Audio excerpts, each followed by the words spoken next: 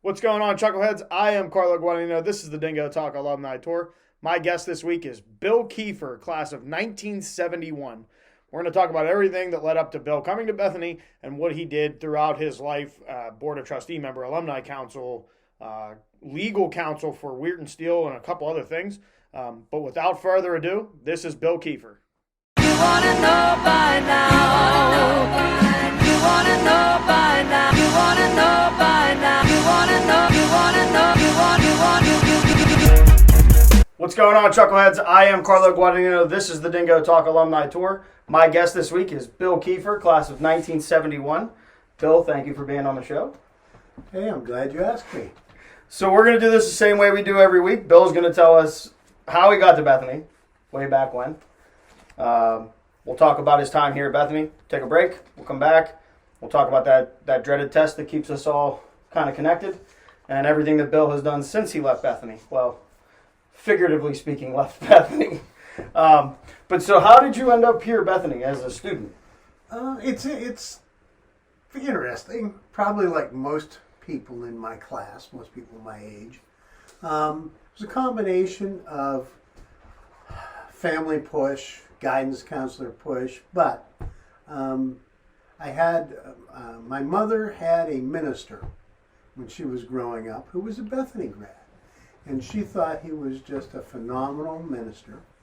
And so to her, Bethany was a place that really educated at least ministers phenomenally, and that minister had gone on to become a lawyer and a very prominent lawyer in Pittsburgh. His name was Emerson Hess. You will see there are plaques around the college where he's on a few projects where they list the major contributors to building projects. He and his wife are listed on those.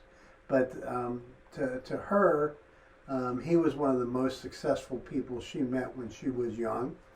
And so Bethany, and he always gave Bethany a lot of credit for how he ended up in life, and which was quite well. And so she thought that would be a good place for at least her older son, me, to go. And I wasn't totally sold on that. I went to a fairly large consolidated high school in Pittsburgh that was called Churchill Area High School back then. And I want to say my graduating class was a little bit over 400, 410, 420. And I was in the top half of the class, grade-wise. But when it came to things like SATs, National Merit Test, things like that, I was probably in the top, certainly the top 5% of the class, if not the top 2 or 3%. So and it's funny, not knowing how colleges recruit back then, and knowing what I do today. Colleges buy names from the SATs of, we're looking for kids who have grades and, not grades so much, but SATs at this level. And so I was getting, say, starting in my junior year, after I took my SATs then, or the PSATs, before that even, I would be getting letters from places like California Institute of Technology, Harvey Mudd, Carnegie Mellon, back then it was Carnegie Tech, Harvard, all kinds of places that I knew I wasn't going to. Because like I said, I was in the top half of the class, I was not in the top quarter. Although it was a little bit tough to tell, because Churchill was one of those places that was it was a new school, opened in the fall of '63. And I was a sophomore there the second year it was open. It was trying to be an academically elite school without any of the trappings of elitism. And I can try to explain that a little further. But the largest employer in the school district was a division of Westinghouse. It was their research and development arm. And so about every fourth kid or third kid in the class had a father who was a scientist or engineer at Westinghouse. So it was very, very heavy emphasis on the sciences, the mathematics, and but at the same time, there was nothing like the National Honor Society. Supposedly there was no class rank. All you knew was which fifth of the class you were in. So it was kind of a contradiction in terms that way.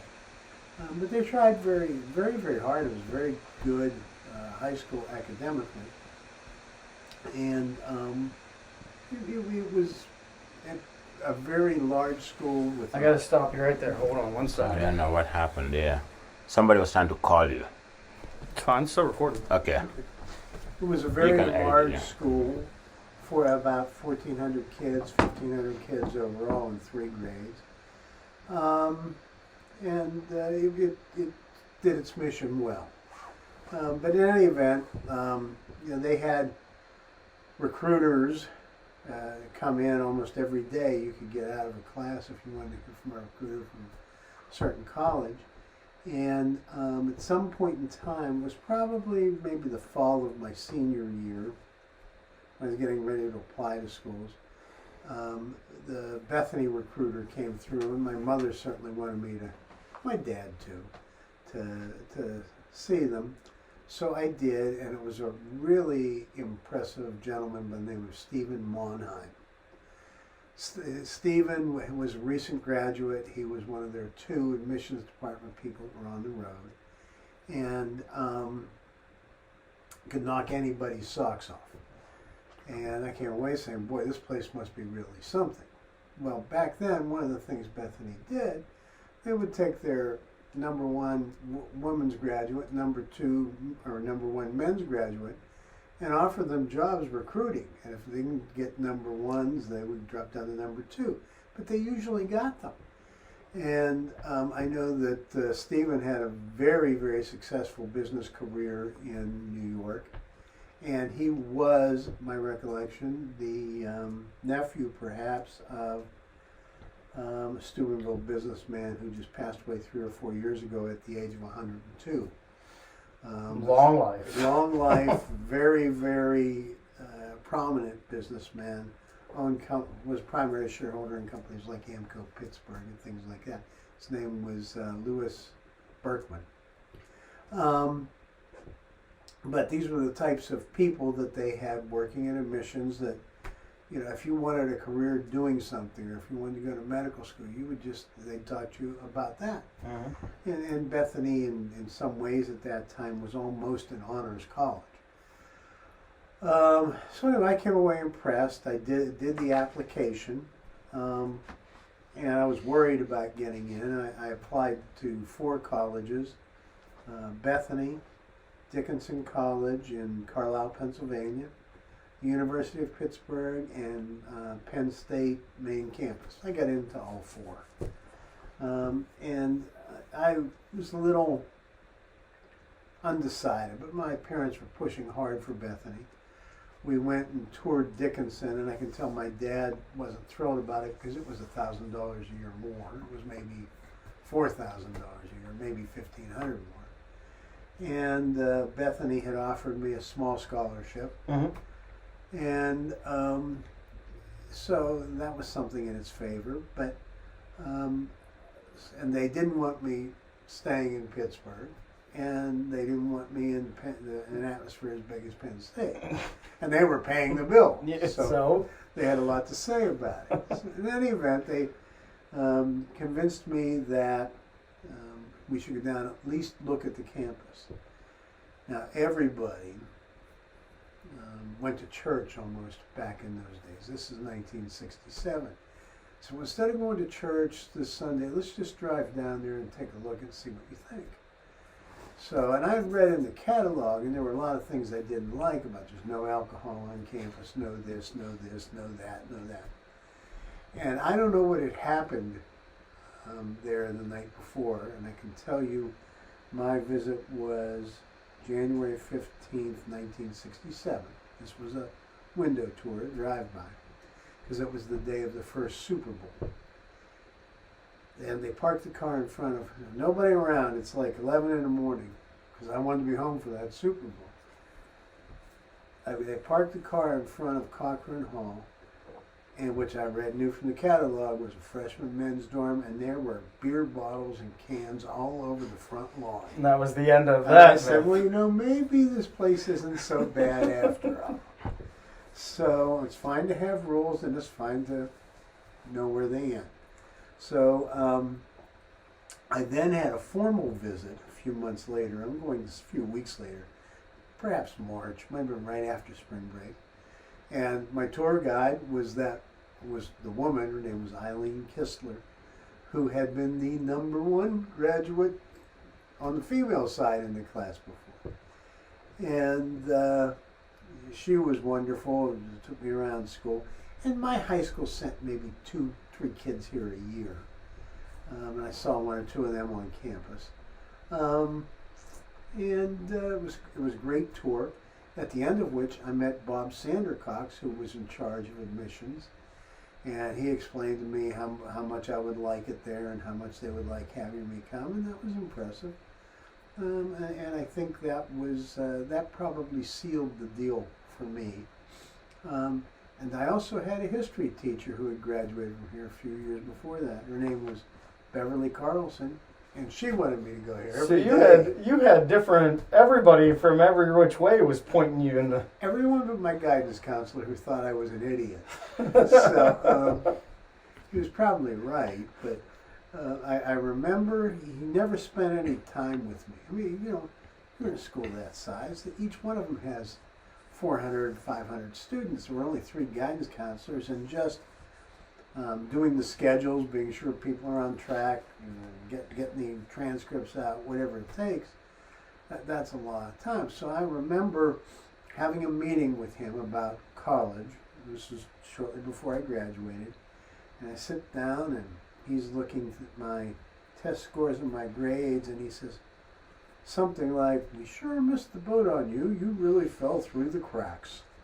And I said, well, thanks. And because he's saying that because I got these test scores that are like moonshots. And he says, "Where are you planning to go to college?" And I said, "Bethany College." "Oh, no, you can't go to Bethany. We send 3 or 4 kids there a year. They're not like you. You can wake up and look out your dorm window and see the cows eating the grass." I thought that was an exaggeration, but it turns out that was Campbell Hall back in those days. You could. But I thanked him for his advice and his good advice for 3 years, which I had none from him, and went on my way and showed up here on August 28, 1967 to be tested, prodded, poked, whatever they did for orientation back then. And I can tell you a lot about that. They showed us the movie Tom Jones, which was wonderful. It was a great movie with Albert Finney. At nights, they'd take up our time. Then they showed us one called Blue Denim, about unwanted teenage pregnancy from, sex outside of marriage. But they tested us a lot. In fact, it was John Cunningham, it was JC's first year. It was his title, Director of Testing. And I think I met with him to review my test results. They gave you the MMPI and IQ test. It's 4 or 5 tests. And I can read upside down, so I can see the strip when I'm sitting down to review it with him. And I can see it's like 96, 98, 99, 97, 2. And so he's going through the stuff with me. And he says, "Oh, your general knowledge is this, your IQ is that." It's all this 90s thing. And I can see at the end, I said, "What's that 2? And he says, "Do you remember the test that asked you, do you go upstairs 1 at a time, 2 at a time? Do you like scrambled eggs or fried eggs?" That test? "Yeah." He says, "That's called the Minnesota Multiphasic Personality Inventory. And that tells us about you personally." I said, "Okay, so what's the 2? He said, "That's your motivational score." "What do you mean?" He says, "Out of every 100 people, 98 of them are more motivated to succeed than you." I said, "Ooh, that's not so good." He said, "Well, you're smart enough, and we'll change some of that while you're here." He says, "What do you want to do?" I said, "Well, I'm thinking I might like to go to law school." I said, "What's that take?" He says, "With the kind of test scores you're capable of achieving, probably about a 2.8. And I said, "Oh, that's not so bad." He says, yeah, we predict you'll get a 2.9 and you'll graduate in 4 years. And prediction was pretty close. I was a 2.89. Right there. Right on it. So, social life and whatnot. You touched on it when you came to Bethany on that random Sunday. Uh-huh. What was the social life like for you coming in as a freshman and then becoming an Alpha Sig? And Well, I came to college and I had a girlfriend at home. So I shrank back a little bit from it, but there wasn't much because there was no bar in town. The German beer garden, then known as M's, out east of town, 2 miles or so, 2.5 miles, was the closest bar. I was only 17, so I was too young to drink if anybody carded me. And girls they were allowed out to about dark. Women had hours. Freshman women, if I recall correctly, first semester freshman year, on weekday nights they had to be in their dorm by 9. And weekends they had to be in by 11. And they had to sign out, sign back in, where you were going, who you were with, on a card. And at the end of every month, a copy of the card was sent home to their parents. so there was no hiding who you were hanging out with. And if they violated curfew, they were grounded. Okay, let's see here. You didn't get in till 11:30. You are not allowed out of the dorm on weekends except for meals for 2 weeks, or something like that would be the punishment.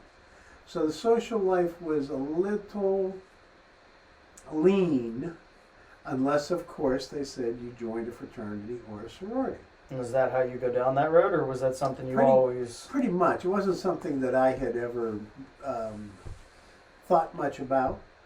The movie Animal House was 25 years later or 20 years later. So there didn't know much about it. Mm-hmm. But what happened, and it was first semester rush back then, there were 7 fraternities, 5 sororities, and freshmen men were required to attend a luncheon about 6 weeks into the term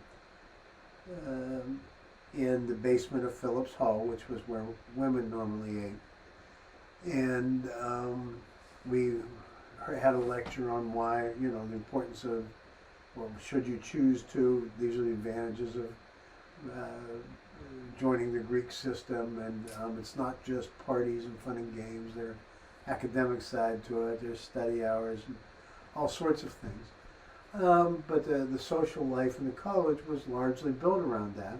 Other than that, there was a movie in Commencement Hall every Friday night and every Saturday night, and that was it. And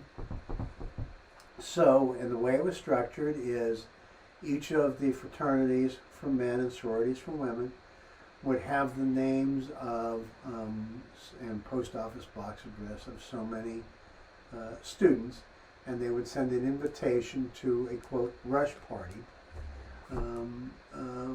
and you could go. There were 2 a week, I think Tuesdays and Thursdays for maybe 4 weeks, and at the end of that they have what we call pref parties, which preferential parties, where you got not everybody got an invitation. Fraternities, sororities that were interested in you sent you an invitation to a preferential party.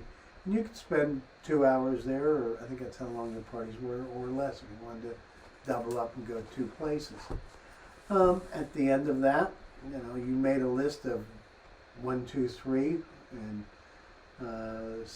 filled it out, or you could say, nah, it's not for me. The fraternities, sororities did the same thing, and they tried to match it, just like they would in anything else, a draft, so to speak. And one thing it did determine was where you were going to live, because for men, at that point in time, the only independent housing that I can recall was McLean and McEachran, which were 2 kind of shoddy prefab dorms down in the town, one of which is torn down, and the other is today the Alumni House, or Alumni Center. And when it was torn down was the parking lot for it. So the Alpha Sigs had a great house. Fantastic, phenomenal house. Sigma News weren't bad. KAs drank a lot. The Beta house was not like it is today. It was not a particularly good house, I thought. They slept barrack style and Well, so some things haven't changed for them. yeah. So Alpha Sig comes down on as your landing spot. Yep.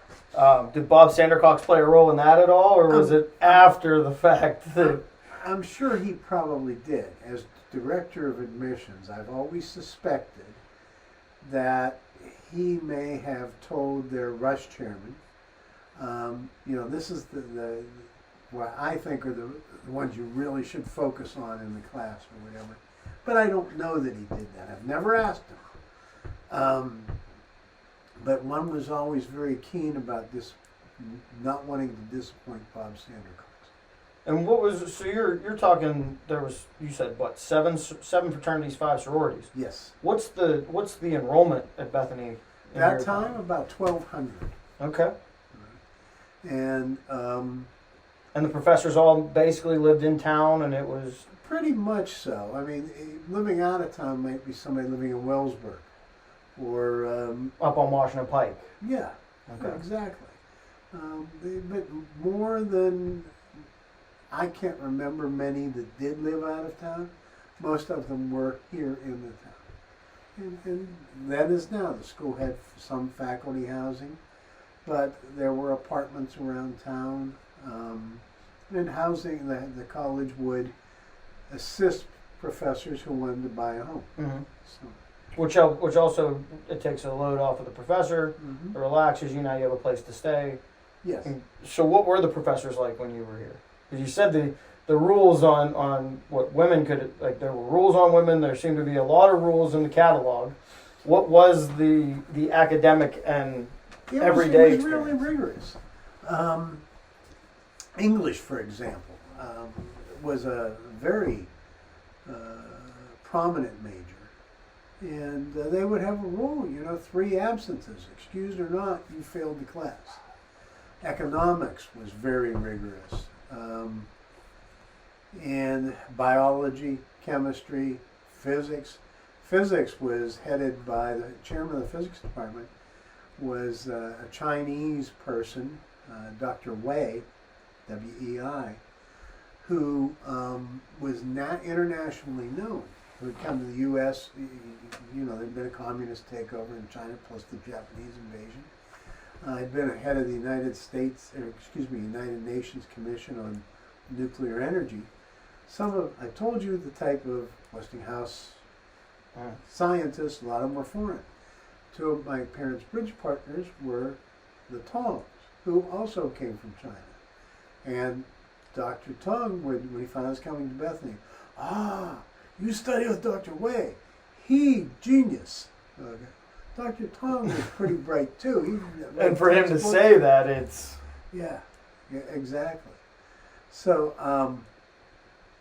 but it was a rigorous environment. There were majors where you could probably get by on a little less, perhaps sociology maybe, or something like that, where phys ed, where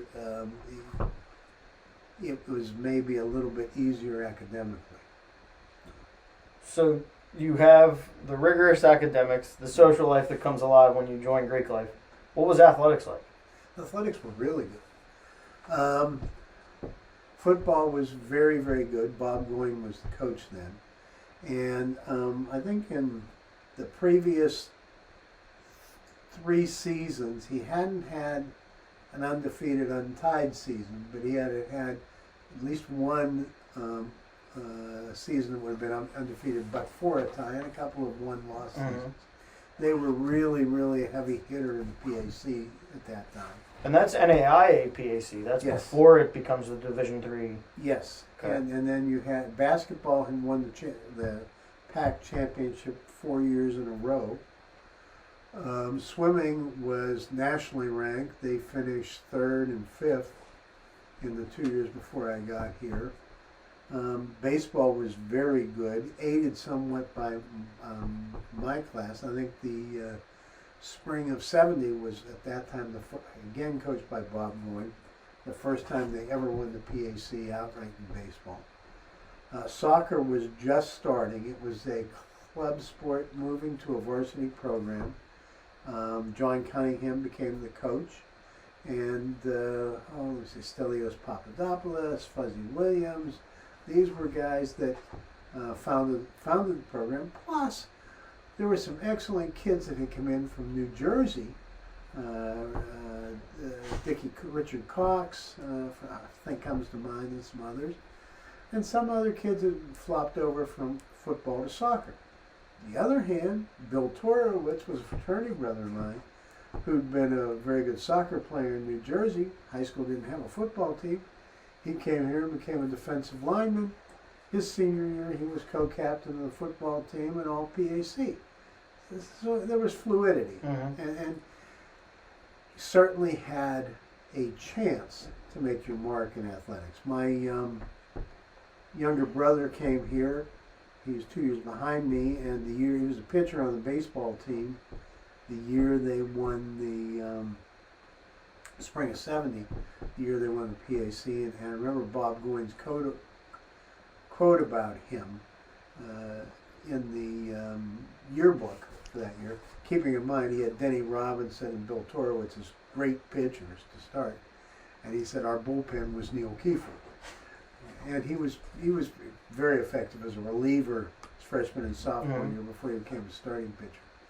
And then, but he also played basketball for all 4 years. So it was a place where there were athletic opportunities for someone who and well attended. Oh, and yeah. People were that was Football stands were packed. And like you said, there was very minimal to do. Yeah. But you also, it was just another thing that you could do. So. And people went. Concerts were really, really big. My first semester, homecoming, I didn't believe it. Friday night, they have a concert by a group called the Grassroots, who were pretty darn big back in the late 60s. Count Basie was here for the homecoming dance. And then, Sunday afternoon, there's another concert by a group called Jefferson Airplane, which is today Starship, after being Jefferson Starship in between. They keep getting better wings. And during a semester, you would have maybe 3 major concerts each semester. And you named them all. You know, the Beatles weren't here, neither were the Rolling Stones. But the Eagles were here? But that was later. That was about a decade later. They're not that old. But just thinking, we had, I think, Spanky and our gang, there was a ton of them. I can remember seeing the Association, the Fifth Dimension, the Turtles, the Letterman. That was all my sophomore year. And how did they get these acts to come to Bethany? Well, if you think about it, here's what I think. Those acts, when they are touring, they're setting it up a year or so in advance, and they have holes in their schedule. So somebody like the Fifth Dimension, and they weren't as big when the college signed them as they were when they got here, because maybe a year in between. But they might be playing at Ohio State, let's say on a Sunday afternoon, and they might be playing at Pitt at their field house on a Wednesday night. Well, they got Monday and Tuesday open, which they've got a short drive and short equipment drive, and they fill it up with someone else. Mm-hmm. And if I recall correctly, I think the Fifth Dimension was $15,000 for that performance. Wow. So, and it was, there were some one-hit wonders, but there were a lot of groups that even I didn't appreciate them, like say Ian and Sylvia, the Canadian folk singers were here. But it was tough. People from Pennsylvania big schools like Clarion and Slippery Rock, they would ask me who we had for down here, and I would tell them, they wouldn't, you're lying. Yeah, right. And this is not the social media era where you're able to take a Snapchat of it and be like, told you they're here. Yeah. So, but it was, concerts were a big thing. And fraternity and sorority parties were just huge. you would, and you have a little bit of cross fertilization because if you're having a fraternity party, you would invite like one or two guys from each of the other parties. Oh, I forgot to mention this. When I first got here, my freshman year, you couldn't have beer, at a fraternity party on campus. So what you would do is you would rent an off-campus site. The community house in Fallsby was a big one. And you would have maybe two fraternities that would go together and rent the place and buy the beer and dates. And like I said, Fallsby Community House, which is still there. The Eagles Club in Wellsburg, which is now the Brooke County Museum. But the KAs and the Alpha Sigs frequently would have at least one party together a year. But by the time I was a sophomore, the college was decided to experiment because they wanted you to take buses to the parties, but some people were driving, and they knew drunk driving is not a good thing even then, especially on these roads. No. Because there were students who were permanently injured, or even, I don't think anybody was killed that I can recall, but permanently injured. So the Sandercocks came to the Alpha Sig and said, we're going to try and experiment with you. We're going to allow you to have a keg party in your house, and we're going to see how it goes. How did it go? Went fine. We had 2 or 3 kegs of beer. There were 45 of us, 50. I think we couldn't invite freshmen, potential pledges, I think was the rule. But we could have a band, we could have dates, whatever. And they let us do it maybe twice, and then they allowed other houses to do it. This was my sophomore year. And so that became more the norm. There was always a party somewhere, it seemed like, at some house on the weekends. And that stayed all the way to you graduating? Oh, yeah. I mean, the policy got lighter. I mean, for example, by the time I was a junior, at least for upper class women, the hours policies were lifted. Yeah, more or less. Women could actually go to their dormitory, sign a card, and take a key to the front door as long as they had it back by 8 in the morning. And they stopped sending that to the kind parents. of information to the parents. Well, so that's a good place. We're going to take a pause. Okay. And I'm going to send it to KJ, Kieran Dunn with Maple Shades Outdoors. If you haven't yet, follow him on Instagram. It's maple_shade.outdoors. Or while you're watching this on YouTube, after you're done, hit subscribe to my channel and pop over to his channel, Maple Shade Outdoors on YouTube. Everything you need to know for hunting, fishing, and just being an outdoorsman. But we'll be back. This is Bill Kiefer, class of 1971, and I'm Carlo Guadagnino. This is Dingo Talk Alumni Tour. Go ahead, KJ. What's going on, everybody? This is Kieran Dunn, founder of Maple Shade Outdoors. You're currently watching Dingo Talk with my man Carlo. If you're anything like me and you're really enjoying this content, you should like and subscribe his page. While you're on YouTube, you should probably just head over and like and subscribe Maple Shade Outdoors. Check out our page, enjoy some videos, some outdoor content.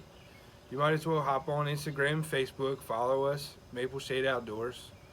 Now that's enough about me. I'm trying to get back and watch the rest of Dingo Talk, so I'll talk to y'all later.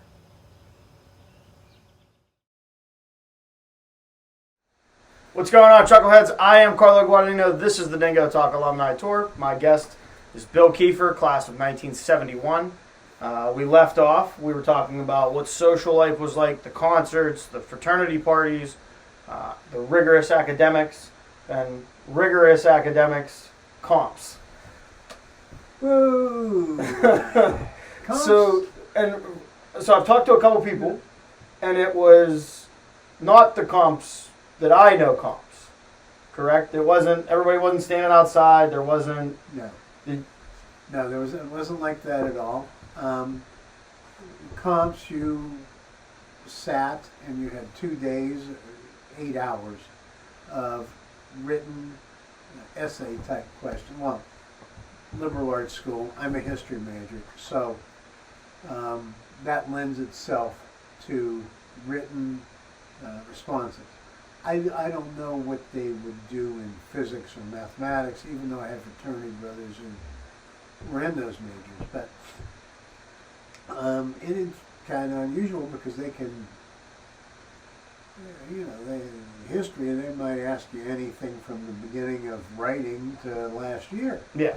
So you weren't gonna. There was a reading period of about a week, and you weren't going to learn the history of the world other than Mel Brooks' version in that period of time. So, and it was fair game. And as I recall, they gave you a list of questions, and you could answer so many of them because they were a uniform list. Yeah. And you may not have taken a class in whatever they were asking about. So, but it was, you're expected to spend about an hour on each essay question, or maybe 45 minutes. And you were expected to know your stuff, and you had to be creative, like any other written exam. You have to analyze the question. What are they asking me? What do I know about it? How do I structure the answer? And then you can start writing. And you were graded distinction on the questions, distinction, pass plus, pass minus, fail. And it was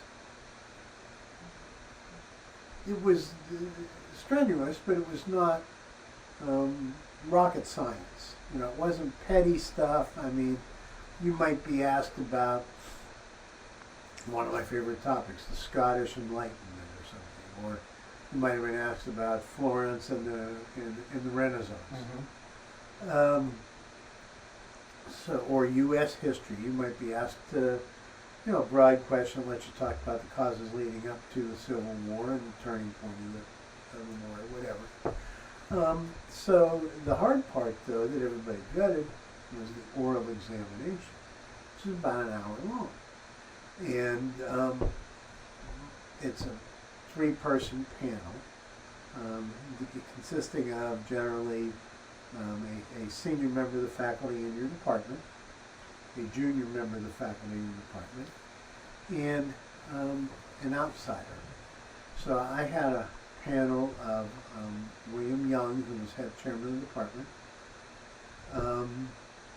John Daly, who was his first year here, specialized in history. This is before John Daly started golfing? Yeah, different John Daly. And a sociology professor whose last name was, I think Myers. And so I hadn't had Mr. Young since maybe the first semester of maybe second semester of my sophomore year. I got away from U.S. history, which was his specialty. And I wasn't the best at attending his class.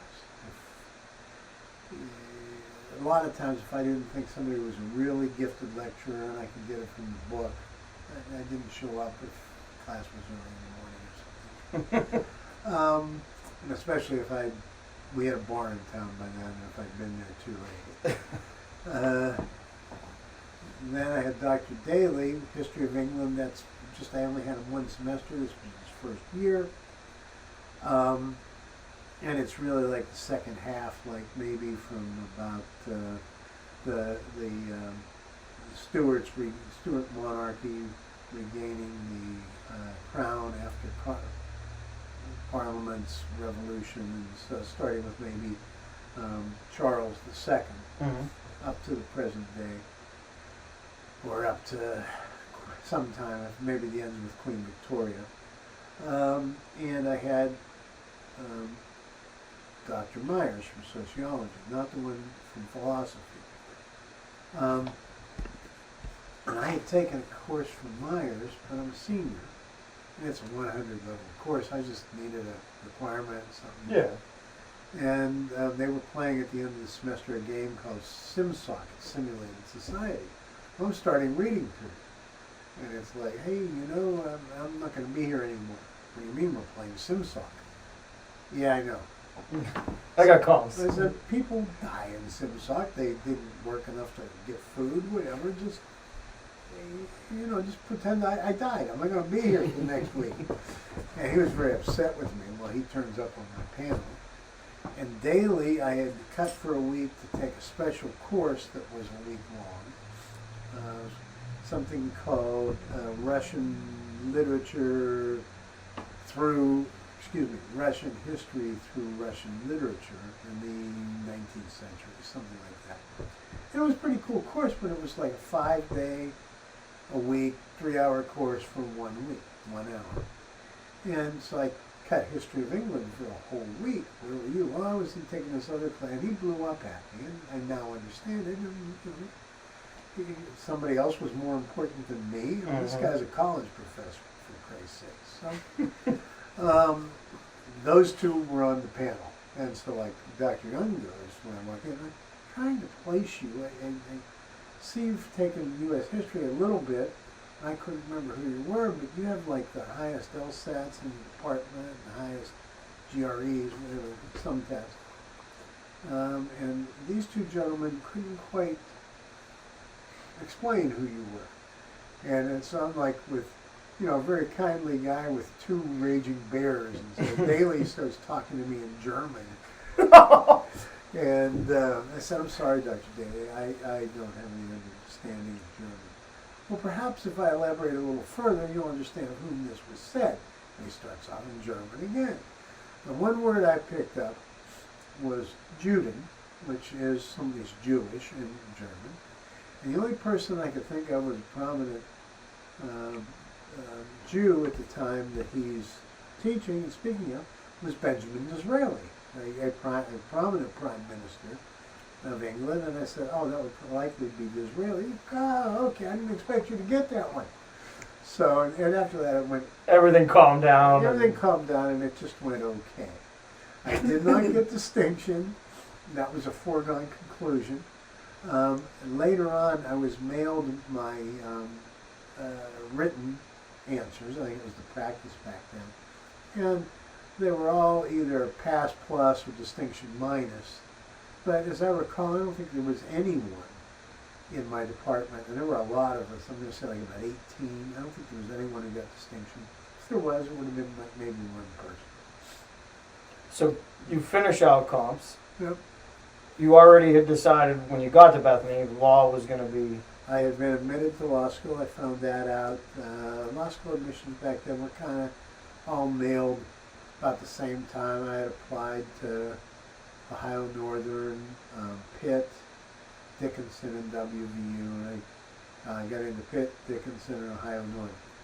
WVU, I later found out, decided not to take any out-of-state students that year. So, but I did learn, because they called me during the summer. I was number 2 on their out-of-state waiting list. If we do take any out-of-state students, you just don't understand coming.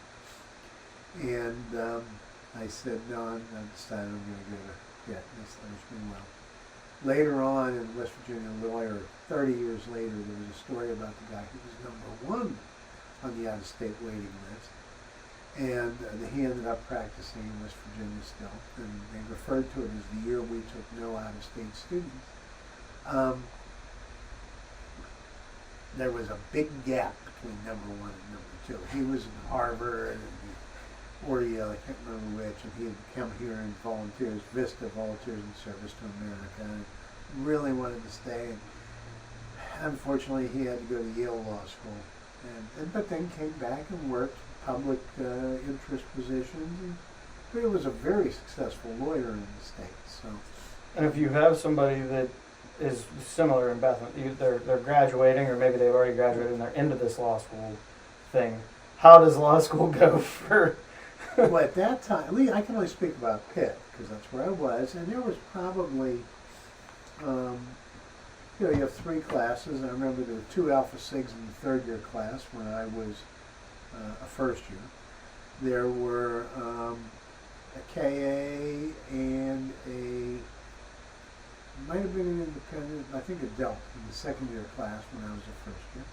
There were Bethany kids that came, there was no other Bethany kid in my year at Pitt, but there were several in the 2 years behind me. One of whom transferred out was Kay Gorenflow, who's been a speaker here, who was a I don't know if she still is or not, justice on the South Carolina Supreme Court.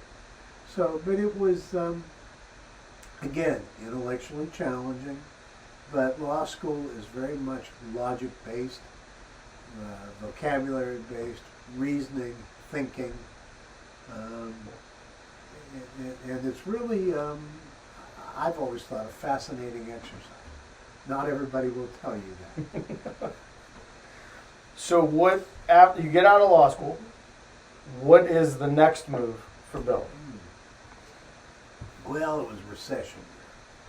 So, and Pittsburgh was real, in 1974, Pittsburgh was in the throes of that. I had always wanted to be in-house as a corporate attorney.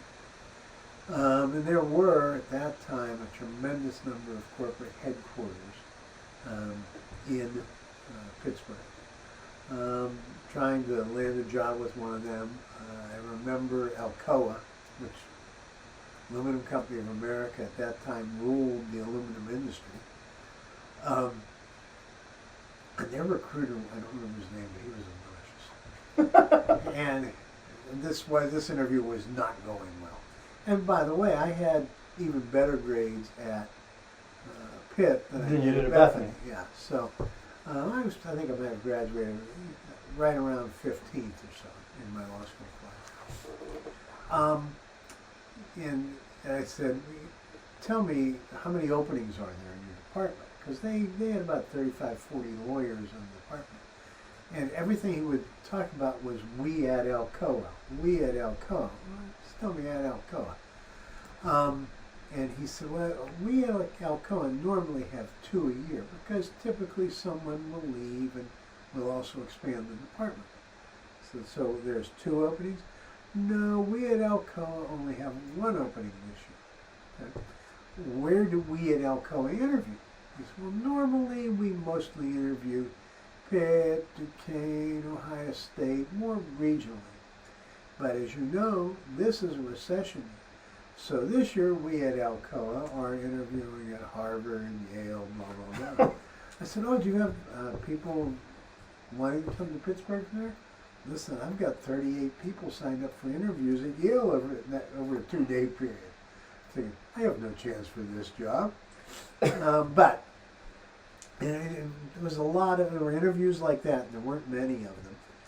And what finally happened is I had an interview with, I had a job offer from John Laughlin Steel, but it was to go to Cleveland. I didn't want to go to Cleveland because I was involved with my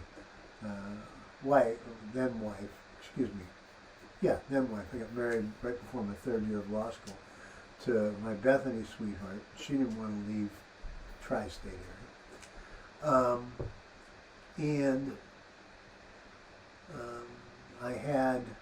I thought I was going to have a job in the legal department at U.S. Steel, but 74 ends up being a contract year in the steel industry, and once the contract's settled, they put a hiring freeze on everything traditionally. So that evaporated. And I did have an interview with a National Steel, and they sent me down to their Weirton division to talk because they had an opening for a lawyer. And while I was there, it was an okay interview, it went pretty well. And my hometown of my then wife was Weirton. I got a call when I got home. It was, hi, I'm so-and-so, a fellow named David Robertson, who spent a year at Bethany. And he says, you don't want to work for those bozos. Well, what do you do and how do you know I was there? So I have a law firm, I represent the union that they were in negotiations with. They pulled their lawyer out of negotiations to talk to you for a while. I asked him where he was, and your name rang a bell. And if you want to come to Weirton, I want to talk to you. And so we went out, we had dinner.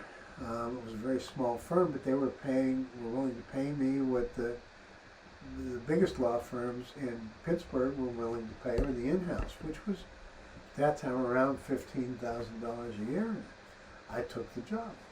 Now, it meant trying cases, really developing, not being spoon-fed anything, sink or swim, and you learned.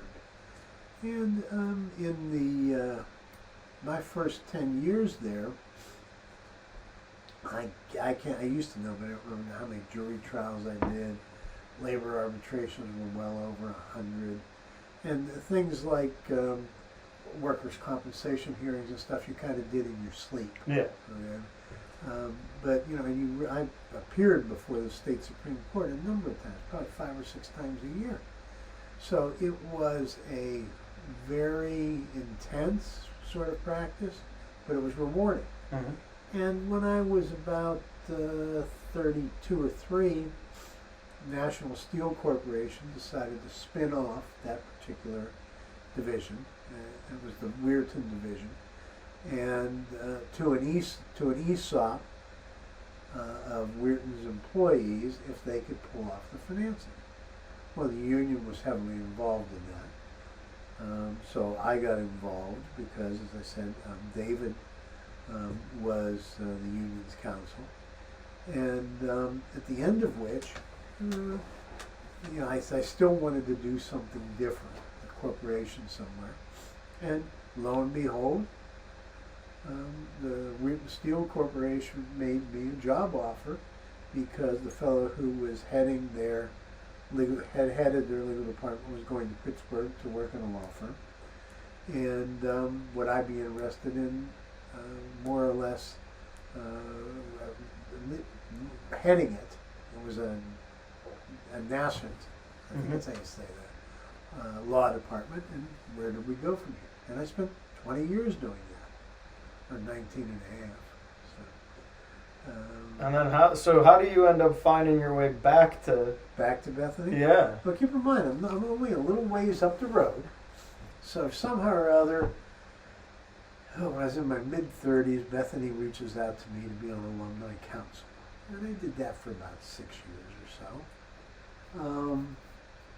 And then I took a break. And a few years later, in 1999, Bethany reaches out to me would I accept a position on the board of trustees. And I said, boy, this is a little fish out of water here. I mean, I wasn't that good a student or anything like that. I was okay. Why would you want me on the board of trustees? But it was really about the ability to, as in many cases, give or find giving sources because you're well known or whatever. And I had worked with a number of charities, and of course, being involved in getting money for them. And I was still general counsel and vice president, etc. at Weirton Steel. And I stayed on the board for about 6 years, but during that 6 years, the American steel industry disappeared. Mm-hmm. There were 53 basic steel companies in 1999. And there became, on the integrated side, I want to say 6 by 2004. Because they one after another into bankruptcy and then either being closed or snapped up by larger fish. And Weirton was the last or next to last, or 47, let's say, that entered bankruptcy. Weirton went in either the 46th or 47th. It almost didn't. And it almost got out intact, but for labor management issues. And so it was going to be part of something else. Yeah. I left. I went to a large law firm. Went to that time large, called Steptoe & Johnson. It's still large. It's over 200 lawyers. Has numerous offices in West Virginia. And I decided to take a job at their Wheeling office. And there's a lot of legal work. I fairly common, well-known corporate lawyer, plus I had 2 years of work to wrap up the Weirton Steel local counsel side of it. And I started doing work for several of the colleges. Bethany, Wheeling Jesuit, and others, and a little further away. But that may have like minor questions. Mm-hmm. I'm thinking about opening a branch in West Virginia, blah blah blah. I started doing more and more work for the college on a pretty much pro bono basis.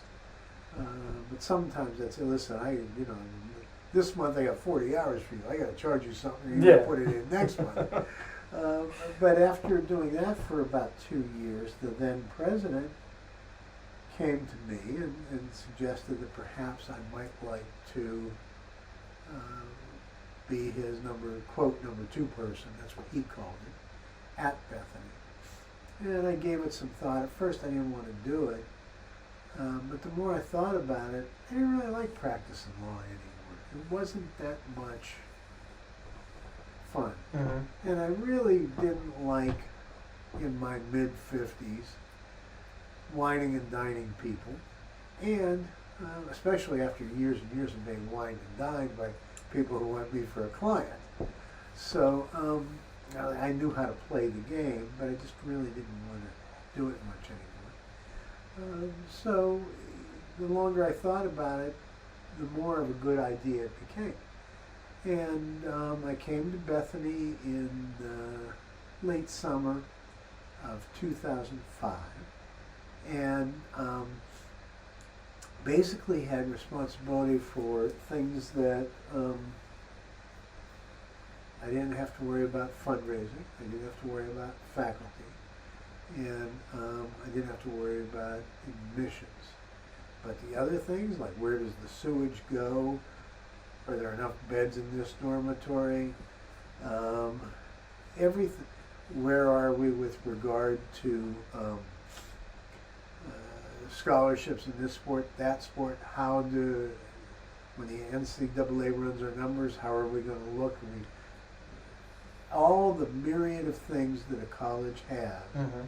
whether it is who's the food service, who's the cleaning service, the contracts we had, where the copiers come from, all of that stuff fell into my bailiwick. So that means pretty much everybody from custodians all the way up through controllers would be people that would report to me and that I would have a relationship with. It was probably, if you take the faculty out, it was probably 2/3 or 3/4 of the people that left. So. Well, then 5 years after you get here, the guy sitting, I guess I fall into, I get dropped into your lap. And that was enjoyable. At first, I didn't know what to make of you. You were an Alpha Sig, and by then the Alpha Sigs were, Greek life was in trouble at Bethany, and the Alpha Sigs were very problematic. They were not attracting enough members, and those that they did attract were not necessarily responsive to a lot of things, like, hey, you got to get up and go to class, or whatever. And they were in a lot of occasional trouble, we'll say, with their national association. All of a sudden, you show up, and the closest thing I've ever seen to it would be like, forgive me, Steve McKinley, but a Marine drill sergeant with a platoon of recruits. Yeah, sometimes I swore that you marched them to and from events. And don't lie, you did. We have to be there at this time. Okay, in line. Line up in alphabetical order. I don't know if we were doing alphabetical order, but we definitely marched all of You did march. So, and that's how I first got to know you, because this guy is going to save my fraternity. And you did. Wow. So, your efforts were huge in that regard. Now, that's not to say that the efforts of Larry Grimes or Joshua and the Arkeys, that all. They all participated in it. You know, I kind of, when you're supervising security for the college campus, you can't show partiality to your own fraternity. You can't be an advisor to them. At least that was my rules. Because we tried. Yeah, we tried, and I would have loved to have done it. But as long as security was under my watch, Yeah. that just wasn't going to happen, because anything that was alleged that you all had done that I had not thoroughly investigated or slacked off on Comes back. Yeah. And everybody else is going to claim that they got a raw deal. So, but we developed, I think, a workable relationship, even with the birds. Even with the damn birds. Should I tell that story? You're more than welcome to tell that. Okay, there are stuffed birds. For those who haven't been in the Ogle Bay, what used to be the Ogle Bay Hall of Science, and is now the Bird room. That's what it's Kirkpatrick, but it's Kirkpatrick Hall, and there's a room up there called the Bird Room, more or less. It's got all kinds of stuffed birds, from little scarlet tanagers and big old bald eagle with the whole Bald full eagle. wingspan. owls. Anyway, 4 or 5 of them, 3 or 4 of them disappeared. So I get the call because the head of the department, Dr. Buckler, was very, very upset. Some of his birds are gone. And was he the Phyton advisor? I believe at the time, yes. Because And- Farwell had already left. So I Okay. think Jay took over for, Dr. Buckaloo took over for We're talking, when was this? About 2010? 2000 and would have been Nine. 13. 13-ish. Okay, so Right about around around my last year at the Yeah. college. And my security forces say, we think your guys got him. So I said, hell. So I sent an email to you that said something like, bring back the damn birds. I need to meet with you. Yeah, that was it. I need to meet with you about recruitment and some events that you've had. Also, bring the damn birds with you so I can give them back. Yes. And then the meeting was not the same. You came in, you had no idea what the heck I was talking about. And I thought he wanted me to catch birds. I was like, I don't know, how am I going to bring these birds into the... is there a pigeon problem at the college? Is it up in the tower? And it turned out, I think the Phytos had the birds. It was the Phytos, and I just remember walking in and you going, don't even ask me about the birds. I don't want to talk about it. Yeah, I mean, we developed A healthy working relationship. even to now where it's you never kept tabs, but there was always a, hey Bill, this is what I'm doing. I know. I there's still people. That's right, and we have mutual friends. We probably have mutual enemies. So last question, well, two wrap up questions. Okay. One, if you're a D3 athlete, Yep. why would you go, or if you're a high school athlete, why would you go down the Division III road as opposed to maybe not going D1 or D2? Okay. I've had this issue with my brother, and I've had it with my children. And I think my children were a little easier to deal with on this than my brother was, who came here. But you realize you're not going to be a professional athlete and doing this for the rest of your life. My 2 younger boys were excellent soccer players and excellent basketball players up through about 9th grade because they didn't get any bigger than 5'9½". And that's just the way it is, when you're 5'9½", and even as a senior and being 140 pounds, you're not going to be going to the lane and getting in the paint. And everybody on a team can shoot over you anyway. Mhm. So, but you realize that it is, and athletics is something that can add to your appreciation of the college experience, whether you're participating as a on any level. Mhm. Just if I'm trying to think about this. The Division III, should be much less pressure on Yeah. than there is in Division II and Division I. I mean, that's the only way I can put it. It's not always the case, but it should be something that you're doing because it is enjoyable. And I've always had an issue with the coaches that say, if you go Greek, you ride the bench.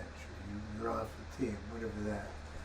Just because I think they're interfering too much with the student's life And the college experience that and they're the college choosing. experience, and that's just we're not giving them full rides. That we don't own them. No. They should be free to explore their choices in any way. Well, and on that note, Yeah. why, if you're pitching Bethany College, Yeah. why Bethany College? Depends on what you want to do. I mean, there's so many things. Like now, it'd be very easy to say, you know what, our theater department is growing. You'll have all kinds of opportunities to do things. We had a lady named Fran McDormand to go here. And by the way, there was another guy, William Macy. He started out here before he went to Middleburg. But there's all kinds of examples you can use. Mhm. John Niederhuber, who was head of the National Institute of Health. There, Linda Lewis, prominent neurologist in New York City, Associate Dean of the Medical School at Columbia University. Tons of people that you can point to that if you're really concerned about what your life is going to be after college, you can really benefit from being at this school, because one thing about it, it is not rigid. And I think the future of small colleges is going to be, and I think Bethany will get there, they're not quite there yet, but partway, stackable credentials. You know something about computers, you know something about electronics, you know something about a foreign language, and that you have, can certify that you've done, say 12 hours in French, or you've done, or German, and you've done 12 hours, 16 hours in accounting. That rather than being rigidly tied to a major, as education has become, that employers are going to want people who have a broad base of knowledge. It doesn't have to be 20,000 leagues deep, but they have to be able to understand what's coming next in many fields. You just don't want them to be, you want people who aren't going to be blindsided by the next development.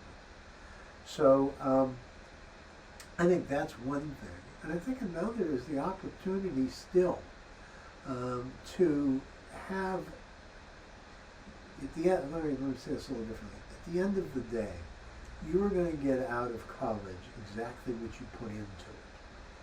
And I think that this is a place where it really can make a difference in people's lives.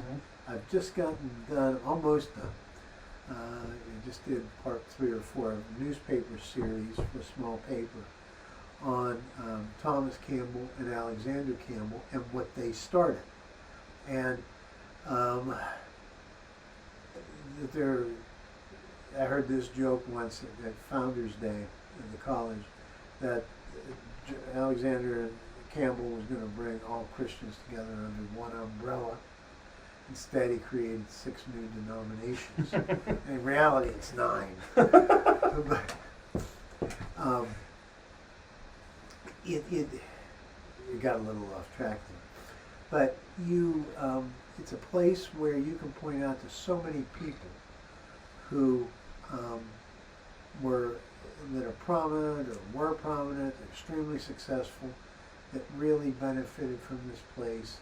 And it is a place where it's based in the traditions of the Scottish Enlightenment of the early 1800s and its approach to learning. And that continues to this day. And I think it is hard to find somewhere that gives you the intellectual freedom that I believe Bethany does. Well, Bill, thank you very much for being on the show. Thank you for having me. Absolutely. I enjoyed it. It's just like old times. We're just not sitting in your office. That's true. We're going to send it to Harry Chambers General Store. If you've been to Bethany and haven't been into Chambers, you didn't actually come to Bethany. I don't care who you are. And if you've gone into Chambers and found something that they don't have, you're a liar. Because if they don't have it, you don't need it. But this has been the Dingo Talk Alumni Tour. I am Carlo Guadagnino. Bill Kiefer, my guest, class of 1971. But Harry Chambers, go ahead and take it away. If just watched another exciting episode of DingoTalk, recorded in the secret lair deep in the hills of Bethany, West Virginia. Let me give a shout out to my man Don over at Maple Shade Outdoor. He's got some great stuff going on over there on YouTube and Instagram. Please make sure you check him out. Also, now available as promised, we have the second edition Bethany, West Virginia Mushroom Capital of the World t-shirts and our Chambers General Store. If we don't have it, you don't need it t-shirts. Available in all sizes. So make sure you stop by the store for a t-shirt, breakfast sandwich, our sausage biscuits and gravy, and make sure to check out those daily lunch specials. Now back to you, Dingo. By now, you wanna know